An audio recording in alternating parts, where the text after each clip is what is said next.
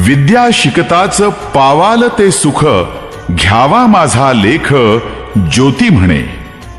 त्या काळी समाजात स्त्रियांना मानाचं स्थान नव्हतं.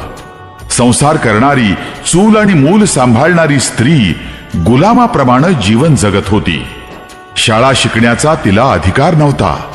स्वतंत्र विचार करण्याची तिला मुभा नव्हती. पतीचा मृत्यू झाला तर दुसरं लग्न करण्याची परवानगी नव्हती. उलट पतीच्या जळत्या सरणात उडी मारून सती जाण्यासाठी तिला भाग पाडलं जात होतं. हे असं का? याला कारण एकच, अज्ञान. शिक्षण नाही, मुलींना एकत्रित येण्याची जागा नाही, म्हणूनच माता सावित्रीनं ज्योतिबांना साथ दिली. समाज कंटकांच्या विरोधाला न जुमानता, जीवाची पर्वा न करता ज्योतिबांनी सुरू केलेल्या मुलींच्या शाळेत पहिल्या शिक्षिका होऊन सावित्रीबाई शिकवायला गेल्या. म्हणूनच आज साऱ्या स्त्रिया शिक्षित झाल्या, उच्च पदावर गेल्या, त्यांना स्वातंत्र्य प्राप्त झालं. अन्यथा काय झालं असतं, कल्पनाच करायला नको.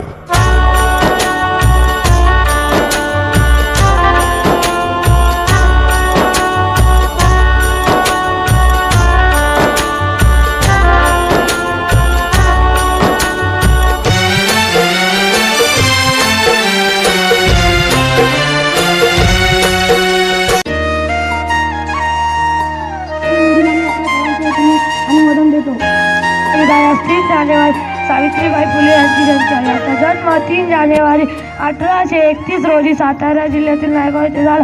त्यांचे वडिलाचे नाव खंडोजी जोसे पाटील, आईचे नाव लक्ष्मीबाई. पतीचे नाव महात्मा ज्योतिबा फुले असे होते.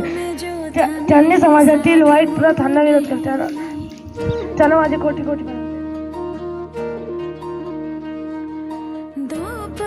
में जो थके साथ वो नहीं, हो दो पलों में जो थमे साथ वो